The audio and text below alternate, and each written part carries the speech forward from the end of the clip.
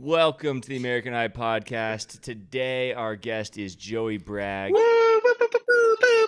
Obviously, we got our host, Jeremy Gerlich, myself, Will Phelps, and Excel Azulay. The general idea of the podcast is that we talk to people who have been in our films, and we try and focus on all of life's firsts and what your high school experience was like, and try to connect some dots to see if there's commonality between everyone who has been in our films that led them to be famous comedians and actors. Wow. All right.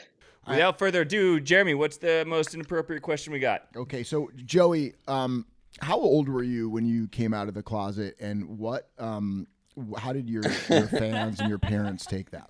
It was all expected. I think a bunch of people are still waiting for me to come out of the closet. I'm one of those people that people like assume is gay.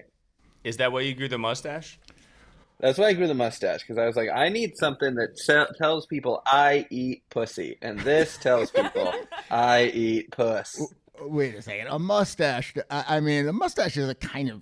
I don't know if the mustache is gonna say I'm not gay. I'm just name one famous gay man with a mustache besides Freddie Mercury and all the others. Yeah, see? Seth Rogen, Wyatt Earp, Seth Rogen, straight as fuck. That Very question funny was not for you. That was from our last podcast guest.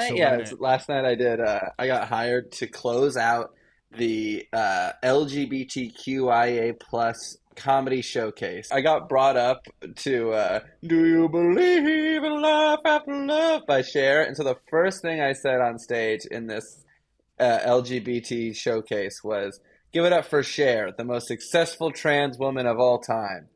Very good. And didn't go over great. It was fine. It was fine. Did you have a joke that killed and crushed? The second thing I said was, it's amazing that in 2024 we can have a showcase with a bunch of gay and trans comedians, because if we would have done this show 30 years ago, it would have been a trap. Did they love that one? They loved it. If the gays were strong enough to lift me up like crowd surf, they would have. It was a comedy showcase of a bunch of gay people and trans people, and then their headliner was cis white mustached male Joey Bragg. It was great. It doesn't sound like the mustache is working. I think you should put that on a business card. Yeah, I think I should put that on a t-shirt and give it to Will. I'd wear it. When Joey rapped "Sid is Dead," he gave us all this shirt that says "Confidence is my gasoline." And I gotta say, I wear it every day. This is the only shirt I wear. I knew it. It fits like a I dream. knew it. Everyone says I wear it to work out. I have 30 left over. I got 500 printed and gave them to everybody. You want one, Jeremy? I just got to point out for a second that A, I've never seen that shirt, and B, I don't know who Joey is. I don't remember ever getting one. People cheered. It was a big deal, Jeremy, because you weren't on set enough. Joey, let's talk about high school. Where'd you go to high school? Hell yeah. I went to James Logan High School in Union City, California. Colts, baby. We love high school. We're obsessed with high school. We bought a high school. We tell movies about high school. Yeah. High school is the first time you fell in love, or you thought you fell in love. The first time you may have kissed a girl. The first time you may have tried alcohol, or maybe a little weed, or you learn how to drive, or you stole a car, or accidentally murdered somebody, and all these things that we've done for the first time. Yeah. Do you remember showing up to your school in Union City as ninth grade Joey Bragg? Yeah. What music was playing? Probably fucking Boom Boom Pow, baby. That shit be rocking my style. Do we have Boom Boom Pow? We queued up Boom Boom Pow, that shit be rocking my style. That was the only song that we listened to. Yeah, it was my walkout song. Yeah, they're like, freshman Joey Bragg. Boom Boom Pow. It was also most other kids' walkout song. I don't remember orientation. That whole period of my life was I had my mind was elsewhere. I was doing comedy and stuff, so I was like, high school's just a formality. I got to get out of here. I'm meant for the stage. And so I was I was always cooler than too cool for school. What was the first time you knew you wanted to be doing comedy or acting? How old were you? What was that like?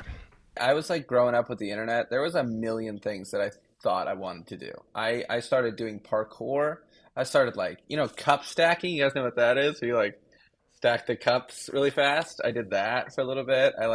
So you wanted to do that for a living? You wanted to do cup stacking? I mean, no. I just wanted to do something that I wasn't necessarily thinking it was going to be a living. I mean, I didn't think comedy was going to be what I did for a living until it just kind of fell into my lap. I still think that the most fun I've ever had with comedy was when it was just a hobby. But I saw the movie Funny People because it would all stem from like an obsession. Like the cup stacking was stemmed by like a YouTube video or something, and like parkour was probably stemmed from like Casino Royale. And so I saw the movie Funny People, the Judd Apatow, Adam Sandler, Seth Rogen movie, and it was just like I already loved stand up. It was like my favorite. We all watched it as a family every Friday, and on Comedy Central when they did their Comedy Central Presents, and I watched Live at Gotham. Like it was like stand up was kind of like a religion in my house. And then Funny People came out, and you see like how it happens, like how comedians actually do comedy, and it seemed really easy and like something I could do, and not something that like there's still a lot of things that I think about that feel like even though I could do what it takes to make it happen, still feel like I'm not allowed to like hang gliding. Like I could figure out what it takes to hang glide.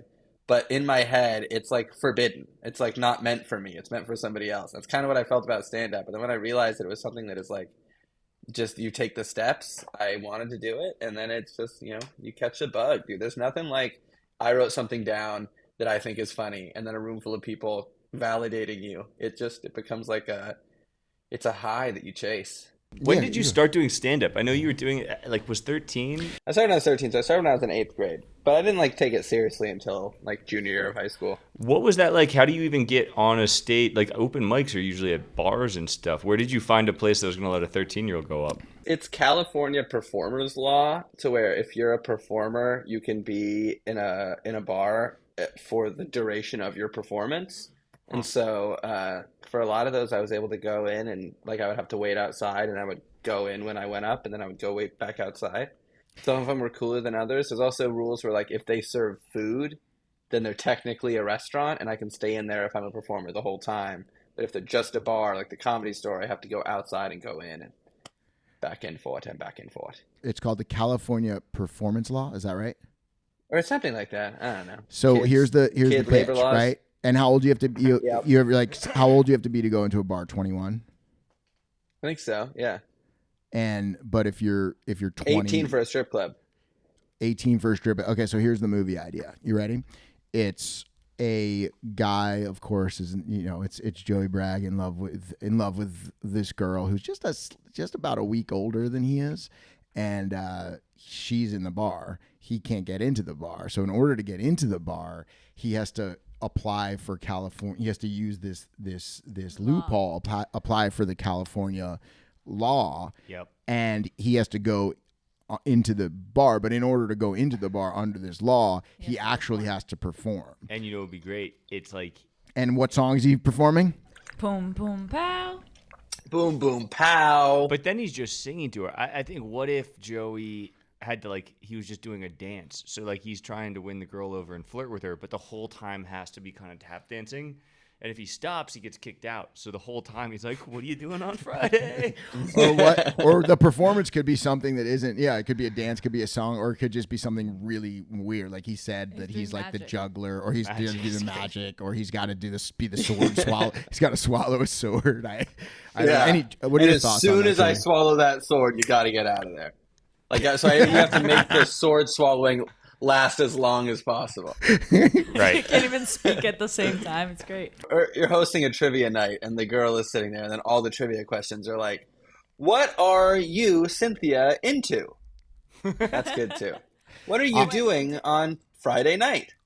And she That's answers pretty like, "I'm good. going to dinner with my boyfriend." And you're like, "Wrong answer." Wrong answer. You lose, bitch. Do you remember your first set? I followed a reggae band, and then a guy doing a slam poem about his dead dog. I went once before, and I was like too nervous to go up because it was just like a coffee shop in San Jose, and then this guy went up to me before and was like, "Fido, why did you have to go? You leave me though, and my heart is broke." And I was like, "Okay, I got it. If that loser can go up and do the worst fucking nonsense I've ever heard, then I can go up and tell a joke about the Special Victims Unit."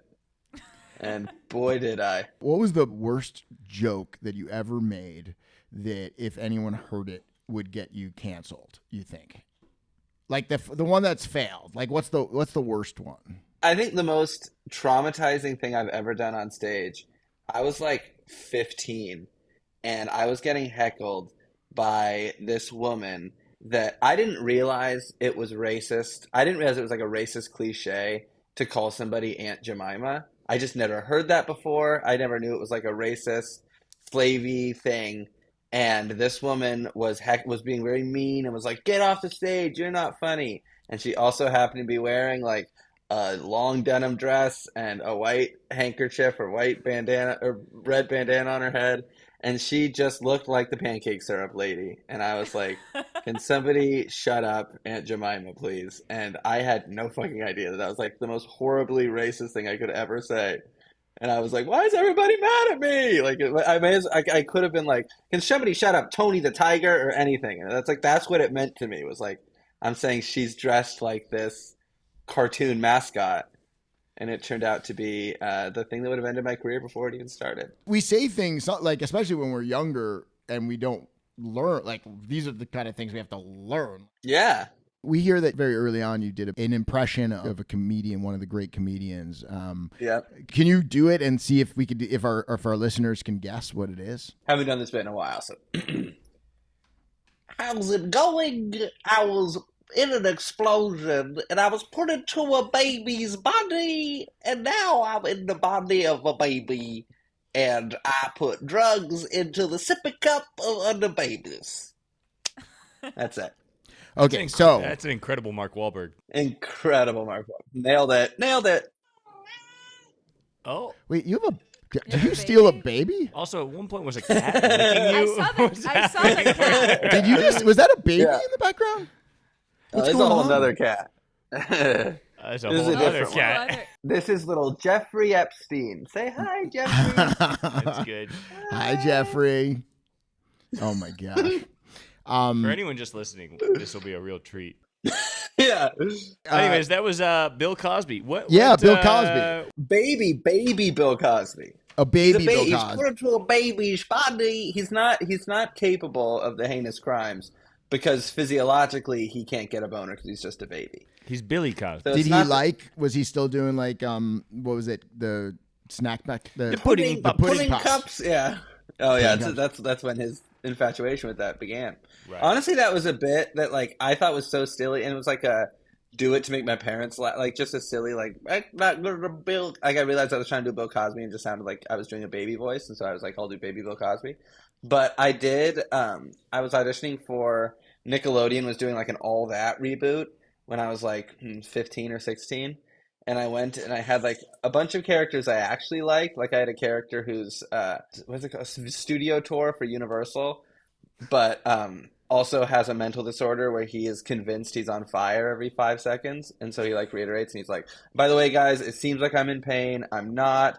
I'm completely in control." And then like he's like, "And you look over to your right, that's the shark from Jaws." And oh my god, it's real this time. It's real. Like I did that bit, and they're like, "Oh, that's really funny. And do you have anything else? If there's anything else?" And I was like, "I actually do have something else." And then I did Baby Bill Cosby, and they were like, "Whoa, thanks. Get out." It was, Get the hell away from us. Get the fuck out of here, weirdo. He's dead now, right? No, I don't think No, so. is he still alive? I think We're gonna have to do some thinking of research. is O.J. Simpson. I'm thinking of O.J. Simpson. right. He's alive and 86 years old. 86 Alive years and young. 86 years old. So when did he get 86? Oh. Hey, oh, hey, oh. Oh. Just wait until he's 50 years old. That's great. It's the dad joke gun. Here, wait, go and shoot it. I'll do the sound effect. Pachow! Can you separate art from the artist, especially when it comes to comedy? I think that it depends on the art, and I think comedy is such a personal art that part of the appreciation for it is derived from the likability and the appreciation you have for the human being doing the art.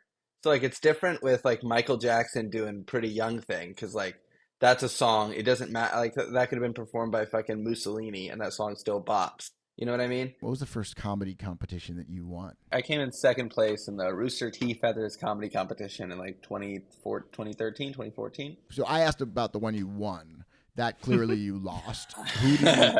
I mean, I won like some minor one. That's a legitimate one. I lost to Samuel Comroe. He's a comic. He's very funny. He's still working. He's got Tourette's. So can't possibly compete with somebody with Tourette's. That's the funniest ailment God can give you. What was the first you won? I don't think I've won. I mean, I won like the Tommy T's open mic comedy competition, but I don't really enter in comedy competitions because it's not necessarily what like people are looking for on a resume, and also it's like a lot of work and effort and time for like very little payoff. So when did you get your first job? When I first came down to LA, I was like touted as this like, oh, these kids doing comedy all in San Francisco, and I'm coming down to LA. I had like 5 shows booked. There was people that were like coming to see me. I got an agent and a manager just at like one show. The agent was there to see me perform, and then the manager was there to see somebody else, and they both signed me pretty much right away. And they were telling me I had to move down to LA. But my family are both public school. My parents are both public school teachers, so like we weren't flush with cash, and so we couldn't really afford it. And so I was like sending in self tapes and stuff. And Disney Channel was one of those people that really wanted to make something work, just because of the like. They love a good, interesting kid. There's nothing like a good, interesting kid for that Disney Channel. Nickelodeon wants the kids that keep quiet, but Disney Channel wants the interesting ones. I was doing comedy, and bad joke. Will doesn't like the joke. Can you tell us a little bit about it? Because Let me explain the joke I made. Explain that joke, please. It was just a documentary that kind of like explained the dark side of kids television, which is honestly something that I talk about on stage a lot, like even before that documentary came out. Less in like a molestation way, and more in like these kids are put in this position that is them having the responsibility and the job of an adult, and they're little kids. It's a really shitty environment for a lot of these little kids to be in, because a lot of the time their parents are like pushing them to do it or living vicariously through them, or the other side of that coin is that their parents just aren't as attentive as they should be, and so these kids are getting themselves into situations. It's rough. It's bad. But I was on the Disney Channel. All these stories are about Nickelodeon, and so when it's kind of like it's like when you find out something terrible happened to your rival high school, and you're like, "Oh, that's awful," but I knew when I chose, it's not us. We have so many of our lead actors in all of our R-rated movies who come from that world of Disney shows, Nickelodeon shows, Fred movies. We almost act as a real high school or a real college camp experience for people who didn't go through that. But it's a hard thing, because everyone we've spoken with seems to really have fond memories of like their experience on these shows. Oh yeah. Liv and Maddie, right? Yeah. So how many years did Liv and Maddie run for, and how many years were you on? We ran for 4. I was on all 4 years. It was great. Honestly, like there's stuff that I could say that like not like anything that happened about the show. It's just like, I was 17 to 20 when I was doing that show, 17 to 21. That's just a weird period of your life regardless, no matter where you are. So like I was a prince. Like I was the best. I was making money. I was like on TV, so people like knew who I was. I was living in LA in my own apartment, like living with my girlfriend at the time. It was awesome. Like I was a fucking prince. It was like best case scenario. You get out of high school. I always talk about how getting on the Disney Channel is like it's like Hogwarts, from Harry Potter. It's like the first day I got there, they handed me a wand, which was like something I've always wanted to do that. I got to do that thing. Nobody at James Logan believed me when I told them why I was leaving. And there's like maybe 2 people of color in the whole place, just like Hogwarts. There's mostly whites and then Zendaya. I mean, obviously there's like weird stuff. I tell a story on stage because it's traumatizing. Like when Quiet on the Set came out, you realize like how horrible, malicious some of the behind the scenes and shows on children's television can be.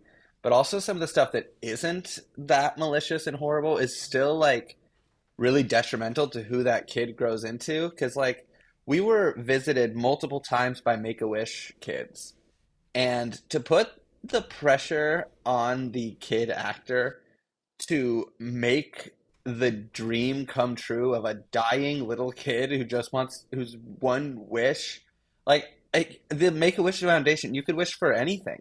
Like these kids could have they could have like these kids could have fucked George Clooney if they wanted to, and they're like, no, I'm gonna go visit the set of Liv and Maddie.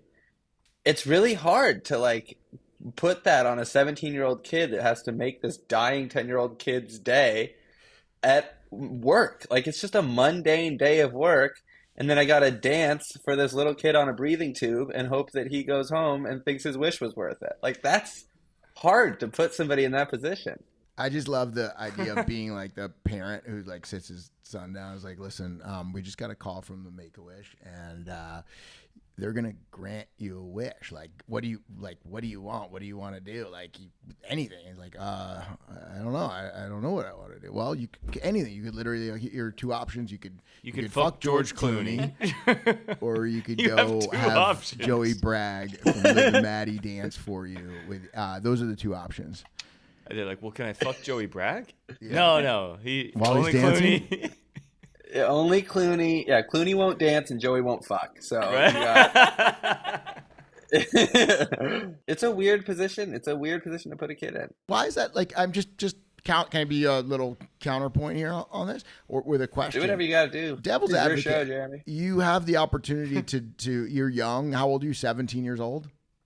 Mm-hmm. If someone said, "Okay, this kid's dying last wish is for you to dance for them," I would have been like, I'd be like, "Of course, I'll dance for this kid." Like, I don't know. I never said no. I don't. It doesn't seem like traumatic for like that. Doesn't seem like a traumatic experience. It seems like you were given a gift to like make this kid's wish. Sorry, I'm going after you on this, Joey. I'm just. No, please, fucking go, dude. I feel it is a gift, and it is like a beautiful thing. It's just what happens is these kids come to visit you at work at what feels like a mundane, regular day. You're trying to make it as special as possible, but then you also have to like get your job done. So you have to like make your day. And then a week later, you get an email from the Make-A-Wish people that they're like, thank you so much. That kid is dead. Oh, that part's very hard. They yeah, would I email get you? it. Yeah, they'd be like, oh, by the way, he was supposed to live 2 weeks, but then the excitement of visiting your set made his heart stop. Yeah. This is really, really dark, Joey. But I get that. I understand that's super traumatic, and that part's super traumatic and super because you form a connection. You feel like You form a connection, and you feel responsible for like making the end of their life as cool as it can be. And like at the same time, I sent a DM to a girl I like, and she said, ew, like I'm a kid, I'm a little kid also. as a dad who now I have 4 children that I know of. Oh, wow. I've now gone through Liv and Maddie, 4 seasons of Liv and Maddie. I think with 3 different children. Wow. And when I watch I watch a lot of these shows, and there's something really special about watching you on Liv and Maddie. Having like now that I know you and that we've done Sid is Dead, which we'll get to at some point in a few weeks. But you look like you were having a lot of fun. You looked like you loved your job. You looked like you just enjoyed what you were doing. You looked like you had a lot of room to be creative. It looked like it was almost written for you. It almost feels like the character was written for you. And I know the episode with the stand-up, the stand-up episode. Who was the comedian who was the guest on the stand-up? Frank Caliendo. Yeah, that's right. And Jim Brewer did it too, yeah. Brewer. But you're hilarious. Like that show is legit hilarious, and because of you. So it's nice. It's a lot of pleasure. I get a lot of pleasure watching you and laugh. You make me laugh. You bring a lot of pleasure to to dads who have to watch the show with their kids, it's a relief to watch it with That's you. very nice. So let me ask you, Joey, Liv or Maddie? Phew. Which one did I think definitely Maddie, right? Liv is like super annoying, maybe? Is that a crazy thing to say? Like looking back on it, or like at the time, were you like at the time, what do you think? Like at the time, the joke was that Maddie is absolutely a lesbian and secretly in love with Willow the whole time. And they played it. I mean, Dove took a lot of steps. Like she was like, Liv wrote with her left hand, and Liv like talked different and wore their hair different. And I felt like she should go deeper. I think Maddie's a lesbian. I think Liv's a bit of a narcissist. I think there's a lot going on behind the scenes. But definitely Maddie. Liv's annoying. All right. I also barely ever had scenes with Liv. I wonder why. Maybe because you thought she was, I don't know, there was no sexual chemistry there. I don't know. Yeah. That's what they really leaned into in that show, is the sexual chemistry between me and my little brother and me and my dad. The sexual tension was fucking rampant. You were always performing. You always had something you were doing where like everybody's watching. It's just you, and it's great. It was really funny.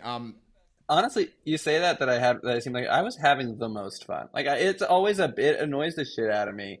I think I brought this to the Sid is Dead set too. Like it annoys the shit out of me when people are working on a set, doing something that is so silly, like acting, and they're like serious about it, or they're like having a bad day, or you know what I mean? Like it's a job, and it is a job, and we have a job to do, but it's also the silliest, most fun thing you could possibly do for a living.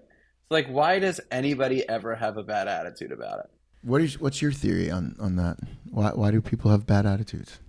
I think most people suck. Don't we all think that? Maybe. I think the majority of people suck. What percentage do you think of people suck? George Carlin has a quote I really, really like, and I think is very true, where he says, think about how stupid the average person is. Now understand that half the people are stupider than that person. Why do people suck? People are hard to be around a lot of the time. Like, people just are not conscious of the people around them, and that is sometimes the worst. I don't know. I could try and fix humanity. I think the real way to fix humanity is just to have everybody stop pretending that everything's okay all the time, and have people stop pretending that we're not all thinking the same thing. It's like the outcast thing. Like, oh, you feel like an outcast? The secret to feeling like an outcast is that everybody feels like an outcast. So if everybody feels like an outcast, then we're all incast in this group of people that feel like outcasts. And no one's going to talk about that because no one wants to acknowledge that they don't feel like a part of it. And then it's just a endless cycle. Can we put that on a T-shirt, and can you give 40 of them to everybody except for me? As long as it has my name as a quote. As long as I get credit. Talk me through. You were up in James Logan High School, and you were doing tapes. You were sending in tapes, and then at some point you were having a great time on Liv and Maddie. So what happened in between there? The hormone imbalance of being that age mixed with I'm doing comedy around a bunch of, I don't know if you've been around comedians a lot. I know, I'm sure you must have. Don't know any. They're dark. They are dark, sadistic, depressed, and a lot of the times narcissistic, selfish people. And so I was around that world at night, going to school, and also, sending in these tapes. I shot a pilot for Disney Channel called Gulliver Quinn with John Heder and Sabrina Carpenter. That pilot didn't go, and it's difficult. It's hard on anybody when a pilot like that doesn't go. But when you're that young, I just blamed myself, and I felt like I had sacrificed so much at the time in pursuit of something, and then when that didn't work out, I felt like the sacrifice was for naught, and it just made me really depressed. And honestly, that whole time was kind of dark for me. When you say like you went to high school every day, I stopped. I was cutting class enough to where the school was like noticing, and I got sent to this continuation school because I wasn't a good student, and it was a rough time. For Liv and Maddie, I left during my senior year, but when I was a junior, I had a really rough time, and I went and did comedy at there was like not a talent show, but like a showcase open mic at my high school at nighttime.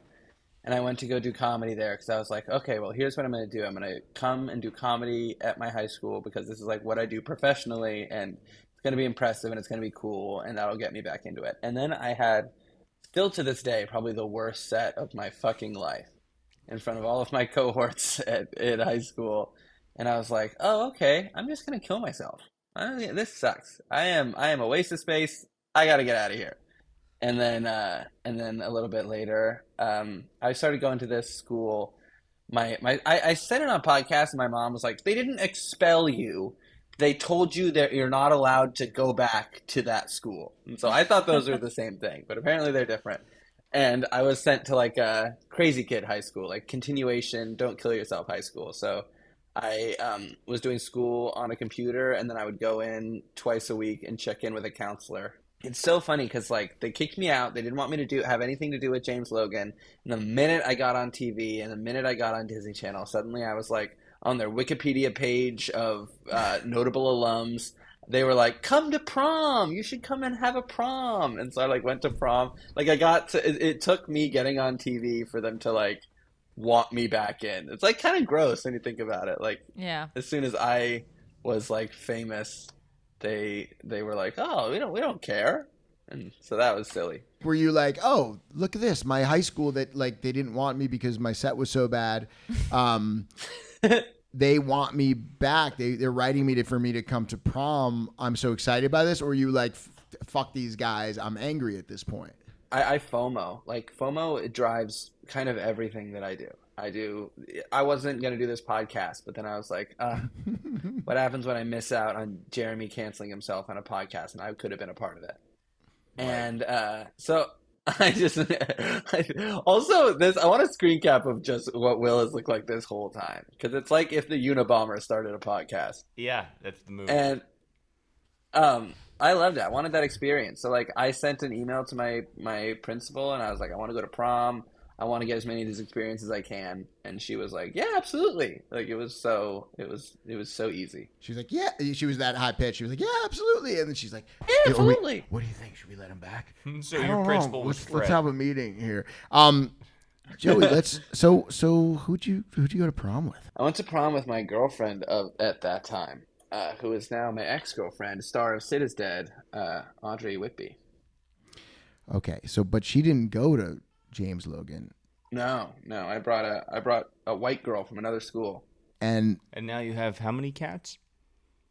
Just two. Just two. Just the two. Little Jeffrey Epstein and the other one's Mussolini. Oh, nice. Good. She was your girlfriend. She was on a show as well, right? Uh-huh. She was pretty she's on famous. A Nickelodeon show. Ooh. Oh. Yeah. So was it a little Capulet Romeo? Montague said. Yeah, a little. Look at that. Romeo and Juliet. Look at that. Same joke. The same. I think we're the same person, Jeremy. Yeah. Nice. Does that make you feel bad? Make you feel as bad as it makes me feel? No, I feel great. I feel great. I think I do feel great. So you went. You're like, okay, let's go. Were you like, let's go to prom? Did she have was that her only prom experience? I think so. And you were 7. How old like, were you?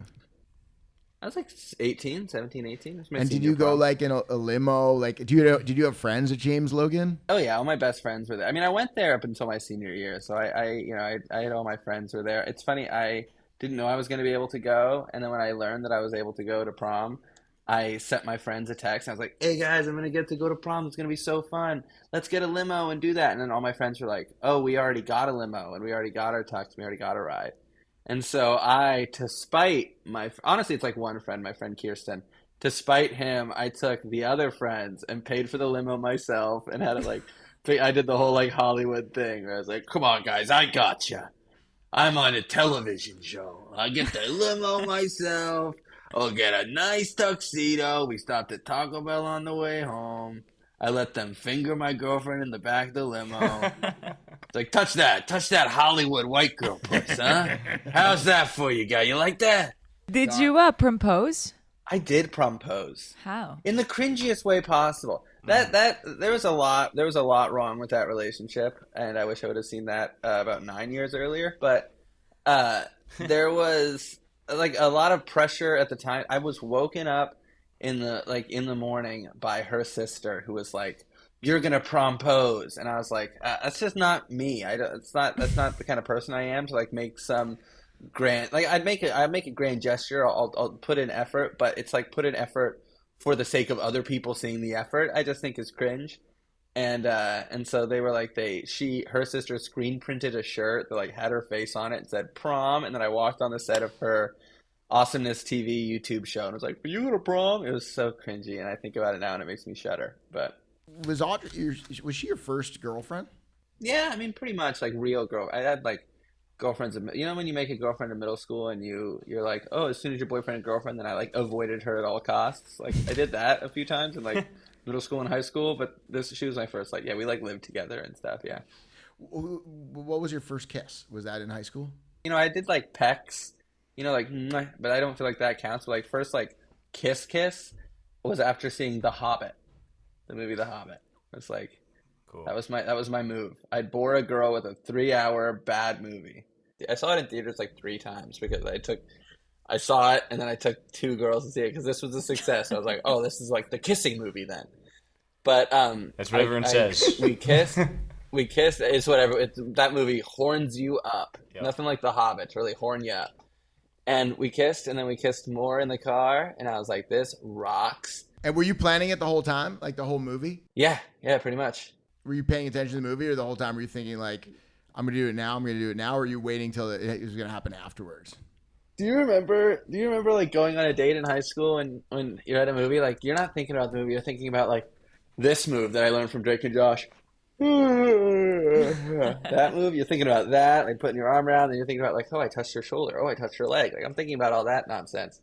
But then I dropped her off back at her parents' house.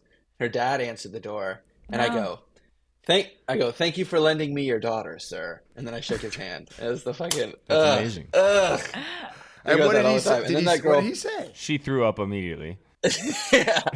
I think he laughed, shook my hand, something. I don't know. It's like one of those moments where you say something and then all you hear is like, whoa, whoa, whoa, whoa. Why did I say that? And then she broke up with me, told me that she wasn't interested in me other than a friend. And then how soon after? That hurt my feelings. Did you pay right away? Did you pay for While you were shaking his hand? Yeah. After I said that, she was like, oh, okay, buddy, all right.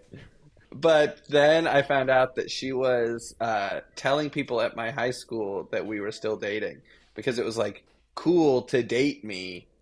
But I was already out of high school at that time, I guess, or maybe I was like in LA filming something. So she was telling people, so it was really sad because it was like, it's cool in theory to date me, but in reality, she doesn't want to. So like, she'd rather have people think that she does, even though the option was there for her if she wanted it. Is she still telling people that? Probably. She's one of those people that doesn't have an Instagram or a Facebook or anything. So I'm like, I have no idea. I saw her at the recycling plant like a year ago. I didn't say hi or anything. So I'm like, she's just in the wind. Okay, so what were you doing at the recycling pit? I mean, obviously recycling, but what was it like a hang? Is that like a thing? Is that like a recycling plant, like a name for another name for a bar or a comedy place? It should be. No, it was like legitimately like I was going with my mom to take her 1,000,000 cans of Diet Coke to the recycling plant to make like $50. Nice. And you just happened to run into your old, like your first kiss, who was also at my high school fling at the recycling plant. Yeah, just 2 responsible adults taking care of our earth as best we At can. the same time, that's wild. That's really strange. If somebody wrote that into a movie, they'd be like, "That's such a coincidence. That can't happen." I was driving with my mom and I go, oh my God, that's I almost said her name. I was like, oh my God, that was my first kiss. And my mom stopped the car. My mom stopped the car and I was like, go mom, go. Mom, drive. Oh no. Did she roll down the window? Hey, it's me, Joey's mom. You were her first. You remember first Joey? kiss. He still talks about your lips. And she goes,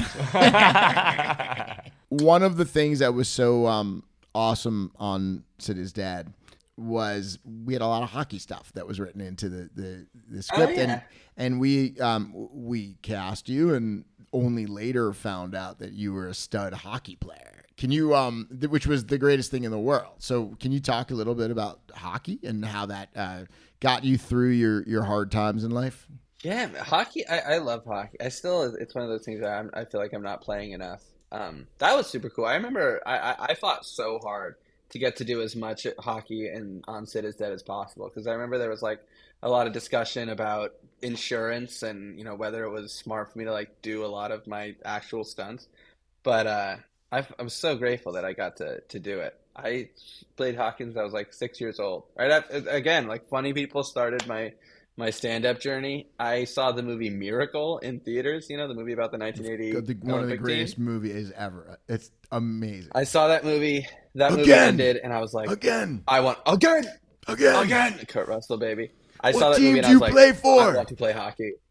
USA. So cool, so cool. And I saw that movie. I wanted to play hockey, and like my dad was raised a Jehovah's Witness, and Jehovah's Witnesses aren't allowed to celebrate or play sports or have fun. And so everything I wanted to do, my dad was like very, very supportive of, to be kind of the like antithesis of how he was raised. And so I'm very lucky that he did that because I was like playing parkour, I was solving a Rubik's Cube, I was like playing hockey, I was doing everything that my little heart wanted, and it was great. I played competitive travel hockey until I was about 15, 16, and then stand up kind of took over my whole life. I just a quick story. I actually saw it's also showing my age. But I went to go see like a premiere or screening of Funny People. So I was so excited. I was a huge Judd Apatow fan. Obviously a big Adam Sandler, Seth Rogen. It was just like, and I grew up on comedy. That was perfect. I just couldn't have been more psyched to like go to this. And I took my wife Sam, and obviously super pregnant, and we watched the whole movie. First of all, it was really long, but we watched the entire movie, and then the Q&A, and I was like, I just want to stay for the Q&A to hear what Judd Apatow, like the greatest, writer, producer, comedian right now is like on the planet, like who has these, who has Sandler and Rogan, like how did this happen? And literally he gets up on stage, everyone's clapping, and like the first question gets asked, like, like talk about your relationship with, it obviously starts with a video of you and Adam that you took of Adam Sandler back in NYU and all that. Talk about your relationship. And all of a sudden my wife is like, I'm going into labor. I'm like, No. now you're going into labor? And she's like, yeah, we have to go to the hospital. I'm like, couldn't we just wait till the end of the Q&A? We did not. So I actually never got to hear the rest of the Q&A. Damn. She really gave birth that day? She went into labor, and then we went to the hospital, and she gave birth. Wow. Yeah, I don't even know it was that day. I think that was I think it was with Zion, my oldest, and it took a while. But she ended up giving birth. And I never got to see the Q&A. But that's my Funny People story. That would have been Adam Sandler would be the perfect person to speak to a baby for the first time, because he does that whole like he does it so well, and that's like all babies need. All of my kids have watched all of the Adam Sandler movies. So they grew up listening to like several years of Adam Sandler talking to babies. That's the best. Are you doing do you adding Adam Sandler speaking to babies on your like bits of comedians who speak to babies? I got Baby Bill Cosby. I got Adam Sandler doing baby talk. Can we hear it one more time? Adam Sandler doing baby talk one more time. It's pretty good. It's something. There's a hint. Excel, what do you got? What do you got here? I actually am very curious about your first party ever. Was that in high school? Yeah. Maybe it was 8th grade. My first part, I can name this kid. I have no idea what he's doing either, but I'm not going to. I got invited to what I thought was like my first high school party for Halloween by this guy who I should have known. I'm gonna pick a name that's equally nerdy. His name was Hayden. If you ever get invited to a party and it's a guy named Hayden, just know that party's gonna fucking suck. And I went T-shirt. to this. Can we put that on a Another T-shirt? T-shirt. Put it on. Joey Bragg. Quoted by Joey Bragg. And I went to this party, and there was my dad took me, and there was like me, Hayden's mom, and we were sitting there, and it was like, I showed up fashionably late, like half hour after the party was supposed to start. Cool. Nobody was showing up. He was like, maybe we'll go trick or treating. And me and my dad kind of looked at each other, had a bit of understanding, and then my dad was like, I'm sorry, Hayden, Joey's dog is dead, or something. Like, let's do that. And so we got the fuck out of there. That was the first, and then after that, all my parties turned into like, like Disney Channel kid parties. So it was either like sponsored by Coca-Cola, or it was like a bunch of straight edge high school Disney Channel kids. Like we did a party where they were like, we're gonna have a rave, and I was like, fuck yeah, we're gonna like do drugs and dance. No, we're gonna dance. We're not. They don't do drugs. They don't even drink. They didn't even. A lot of them, like some of those, I was just maybe friends with the lamer Disney Channel kids, but like they were just painting each other with neon skin paint, dancing to Boom Boom Pow, and then calling it a night at like 9:30. By the way, that sounds kind of like the perfect evening for me. I think that's 9:30 is golden for me. Did Disney make you like? Did they make you have to keep up a certain image, like a certain public image? Like, did you have in your contract that you couldn't use the F word or something like that? I had, my contract was different than most. I was doing stand up and I was developing another show with another company, and I already had a Disney Channel pilot that didn't go, and after that other Disney Channel pilot didn't go, I like fell into a really deep depression, and I wasn't interested. Not like I wasn't interested. It was interesting, but it wasn't what I wanted to do at the time. The last time I went through something like that, I came out on the other side in like a really dark place, and it took me a long time to like get out of that. And so I just didn't want to do it. And like you were saying, Liv and Maddie was kind of written for me, and they really wanted me to do it, and they were trying to work it out. And after like 4 or 5 times of me saying no to the contract, mostly what I said no to was they wanted control of my stand-up. They wanted me, it's like a morality clause, so there's stuff I can't say off the air, there's stuff that I can't do off the air, when I was like, making my living doing comedy. And so I said no, and then I finally got a contract that was like, outside of what you do in these walls is completely up to you, and we only have control of what you do in like the kids' television sitcom space. And so I got to do that, and then I was able to go up on stage and call people Aunt Jemima. That's really all you wanted. I can't even say that story, but I like sends shivers down my spine that I did that. It was horrifying. I'm horrified with myself. But we learn. We all are about our teenage years, but we learn like what's wrong. You gotta learn. You gotta learn. What do you got? First car. First car was a Hyundai Sonata. Very cool. Ooh. 2003, called Dwayne the Car Johnson. I miss it every day. Did you buy that yourself with your Liv and Maddie money? I gave my money I had made from stand-up. It was before Liv and Maddie, so I made the money I made from stand-up. I gave that to my dad. My dad bought a new car. I got his old car, which is what I wanted. So Nice. Yeah, it's fucking hot. What was the first time you took a sip of alcohol?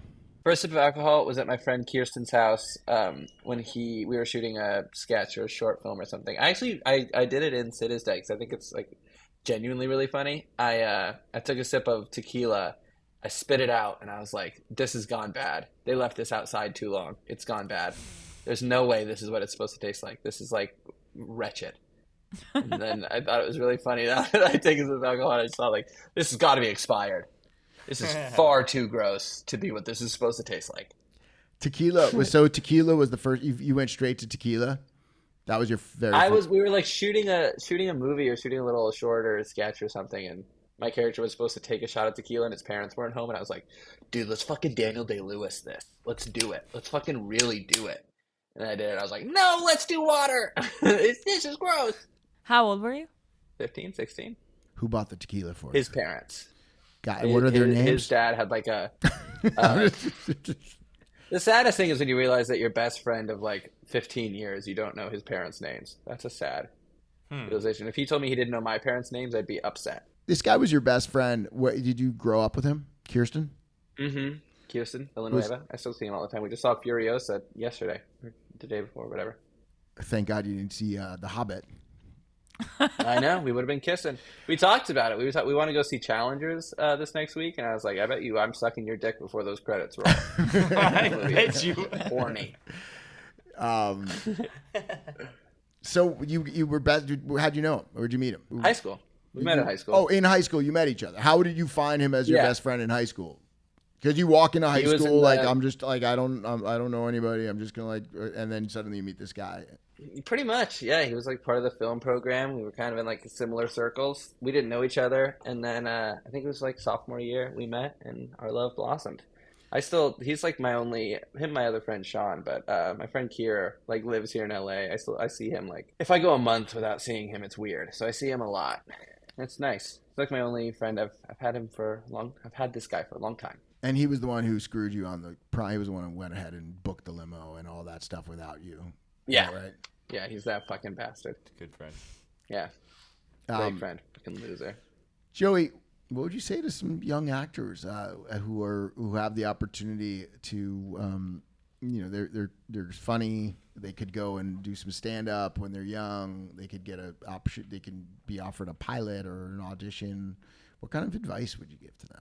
You know, if you want to do it, do it. You are signing yourself up for a lifetime. That's what I wish I would have known starting early. That like, I obviously could have pivoted, and there's the people like the Bridget Mendlers of the world that she has like a PhD and she's like a CEO, and you can do other stuff too. But like for the most part, it takes so much focus to work in the entertainment industry that you kind of lose everything else and the option to do anything else. And if you know that and you want to do it, like go for it. But it's hard and it's arduous and it's depressing and it's scary and it's not as rewarding in its worst moments as it is in its best. And that's hard. These kids just need someone to talk to, and I wish I could make that happen, but I don't know the route to make that happen. We just got intimacy coaches, so I think next step is under 18. You have to go to school for 3 hours a day on set. You also have to go to therapy at least once a week for an hour. Is there any sort of like mentor program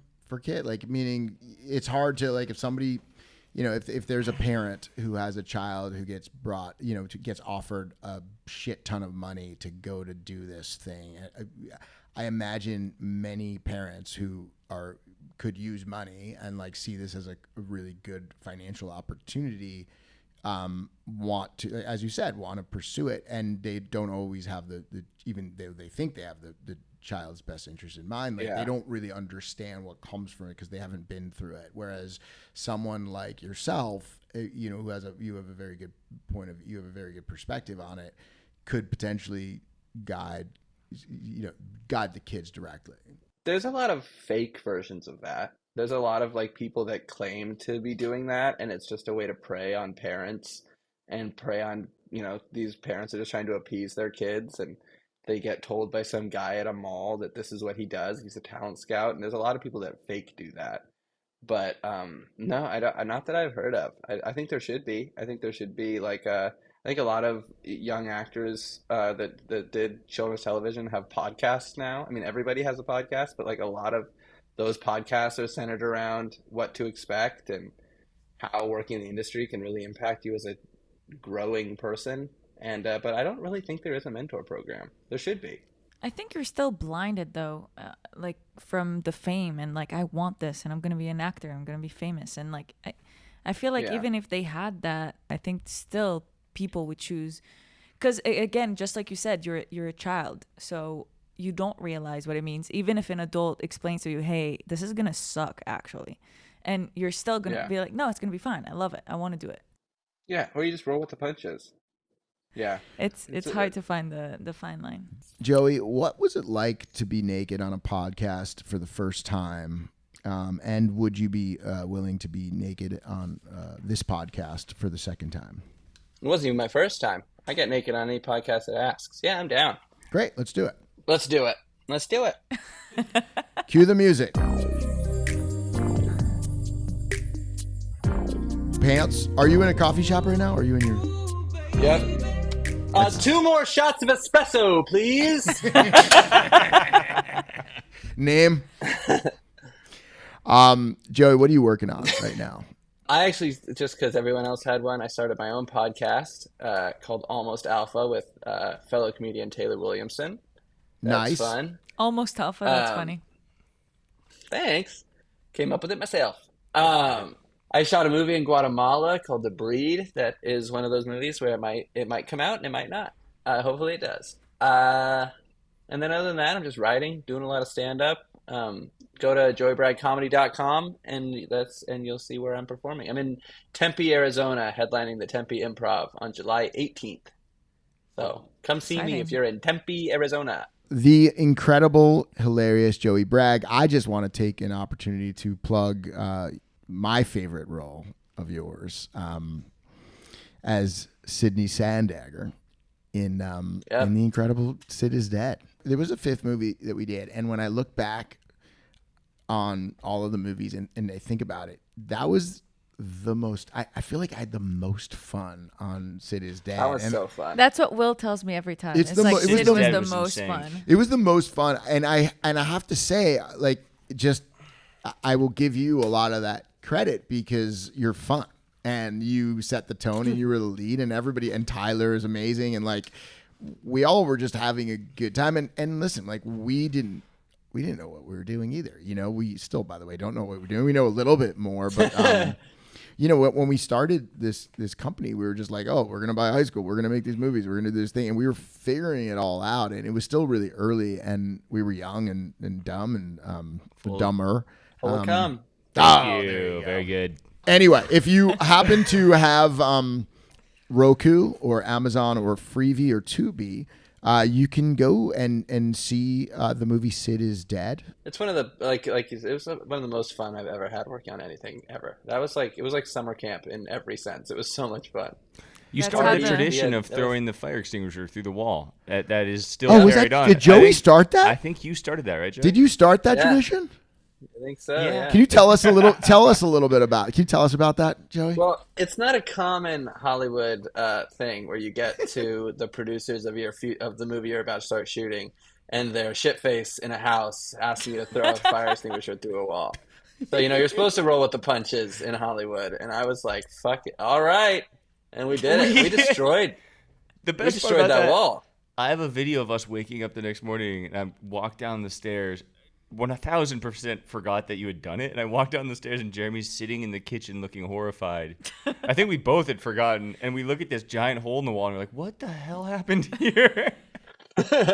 A great fucking time is what happened. The dust from all the Yeah. sheetrock like went all over the house, and like the wall like parched, and everyone was like dancing like crazy. So all the dust Footprint from and dust everywhere. the dust and the sheetrock like literally is all on the tables. People were dancing on the tables. Gosh, You know what's crazy, Joey? So What did a time. We did that tradition The many good old- movies back in old Hollywood. We did that tradition for many movies after, and on Binge 2, we did the tradition, and the fire extinguisher went off, and the whole house got filled with like toxic smelling smoke, and everyone had to, everyone at like 3 a.m. just went running out the front door, being like, "Ah, I can't breathe." Was Joey there the night that we went to the strip club? Was that for? No. We I was probably working. I didn't think about that Probably actually working on this movie. What are you talking about? yeah, he was in the. Joey was actually in the movie. Everybody else was like, there was like that was they were like, where are they? At the retreat, they made us a deal that anyone who puts their balls on the bar counter got a free shot. Yeah. And almost within remember moments, that. everyone's balls were on the counter. Yeah. You ask a group of people that grew up wanting attention to put their balls on a counter, and they're like, say less. Yeah. Joey, you're the man. When can we have you come back here and Come be, do some shorts. Anytime. Can you come do some Yeah. shorts with us? I would love to, yeah. All right. Yay. Well, Joey Bragg, you are the man. I Hell yeah, really baby. I learned enjoyed. from the best. I enjoyed. Like I this really was fun. enjoyed. It's fun. Joey's a fun guest. It's fun. You're a fun guest. Guys, You're a fun appreciate guy. it. Appreciate it, guys. You're Thank a you fun so Hell guy. yeah, much. baby. I'm a mushroom. Thank you, guys. Why is the math book so sad? Why? Because it's filled with problems. Well Hey-o. done. Gun. Bang. Ciao.